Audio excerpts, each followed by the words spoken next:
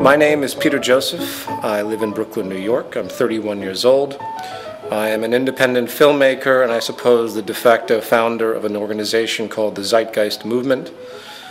As far as my background, I was born to what I consider to be a middle-class family. My father is now a retired postal employee and my mother is a retired Child Protective Services employee. In fact, a lot of my social dispositions on society, I think, might come from the experiences I had listening to the stories coming from my mother. I started getting interested in music, I think, at about 8 or 9. I seemed to fall into a love of percussion and drums and rhythm.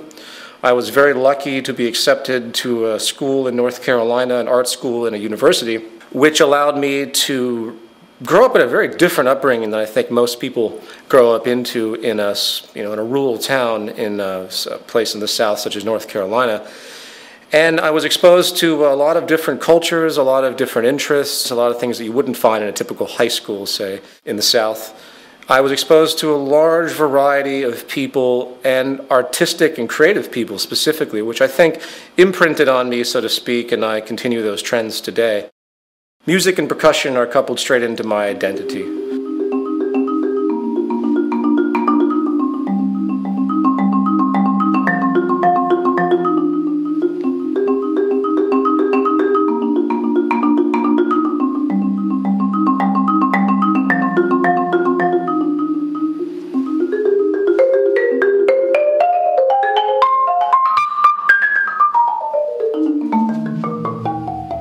People say to me, well, you work with this social organization, but yet you're just a musician, just a musician. There's the credentialism tendency that comes up a lot with anyone that talks about the issues that we talk about in the movement or that have been talked about in the films. And we can talk about that a little bit later as well. But what I'd like to say is that I look at music now as a form of meditation. It's something as an outlet. It maintains my balance. So I continue to practice in a very personal sense. It's not that I go out and perform that much anymore. I don't have time to anymore. After my second year of college, I dropped out, realizing that the debt that I was accruing was absolutely not worth it. Even then, I knew there was something wrong with going to school, getting a ridiculous amount of debt, $80,000 to $100,000, and then being thrown into the workforce, automatically in a position of indentured servitude, if you will, automatically having to give yourself to the system because you're already in so much debt. My original interest was to be a solo classical marimbist, a laughable concept when I think about it now, but we all have our bouts of naivety as we grow. Once music became difficult for me to pursue as a career choice, I started to get into video and editing, and I got a job in New York and many jobs in New York doing various freelance video editing, shooting, whatever related to video work, film work. You have to do whatever pays you in this society, and I couldn't really find the niche to make money in music, so I ended up in advertising. I always had a problem with people telling me what to do in the labor force, and I did not like advertising, obviously. I did not like the nonsensical manipulation of people's perceptions so corporations can sell their crap. So I began to pursue work in the financial arena. I began to do day trading, which pattern trading. I was moderately successful. I never had a big capital base, which you really do have to have. But I pulled some change out of the market, and I continued to do it on and off for many, many years. I don't do it anymore because I despise the market system. The way I justified this was it was the only job I could come up with that didn't have a boss or a client, so it represented freedom to me. Granted, trading the stock market has absolutely no social relevance. It contributes nothing to society. You could blow up Wall Street tomorrow and it wouldn't make a damn difference to anything in regard to the natural order of affairs on this planet. So at that stage in my life, I just wanted a way out. I wanted to not have to deal with being a slave to the corporate system anymore. So anyway, that's when I started first investigating economics. And I'm sure you have other questions about that, so I'll stop there. Zeitgeist began as a public performance, an attempt at a vaudevillian concept. What I did was I set up 2 screens, and I had a huge percussion set up in the middle, where I performed. with the videos that were on the two screens. Some of the equipment you see here was used. I've actually sold off most of my equipment, but regardless, I think I have some photographs I can give you.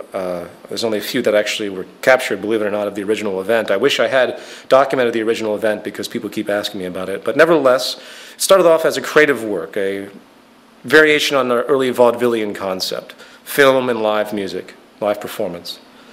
And once it was over, you know, it was a free event. I did it for 6 nights, I believe.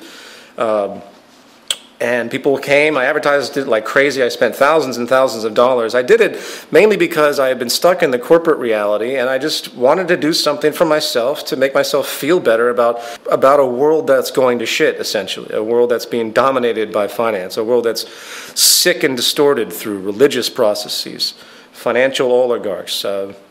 It was just an expression. It was, in fact, a very angry but solemn expression.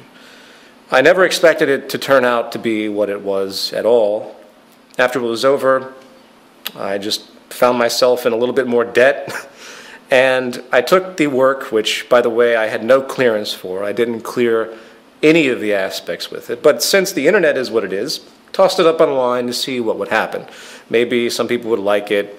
They download it. I get some feedback, whatever. What happened completely blew my mind. I posted it on one website, and from there a chain reaction occurred, and it's pretty much all history from that point on. I couldn't even tell you how it unfolded. All I know is that I got wind of the fact that it was getting a tremendous amount of hits and talked about a lot, so I built a website for it, zeitgeistmovie.com, and I just had it up there for free. Then I realized that people wanted it on DVD. I'm like, okay, well, I guess I should try to do that. So I was forced into a very difficult position of getting clearance from all the participants involved, which was very difficult, by the way, because everyone saw dollar signs because it's an internet film that's getting millions of views. So I had to pay out a lot of money to a set number of people to get it going. But there were also people that were just happy to see this information get out there and didn't have any problems with me doing what I call a non-commercial distribution, a $5 DVD for it to be released in some capacity. From there, I got an email from an organization called the Artivist Film Festival, and to my amazement, they wanted to show the film in their festival, which was a packed audience, sold-out audience. At this stage, it was still utterly bewildering to me. This was the same organization, of course, that showed Zeitgeist Addendum the next year. A world where media is often used to keep us a little dumbed down more than anything else, as far as my opinion is concerned.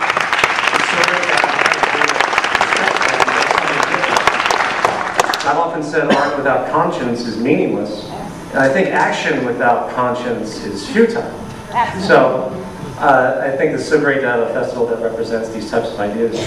As far as the film itself, I guess all I can really say is that the whole point of the film is for people to start looking at the very fundamental root causes of all of these problems that we see in society.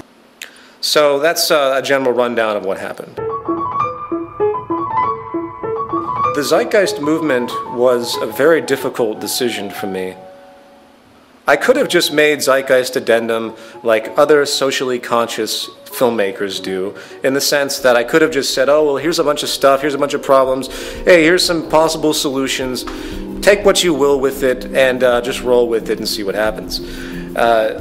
I really was on the fence about putting, at the very end, join the movement, www.thezeitgeistmovement.com.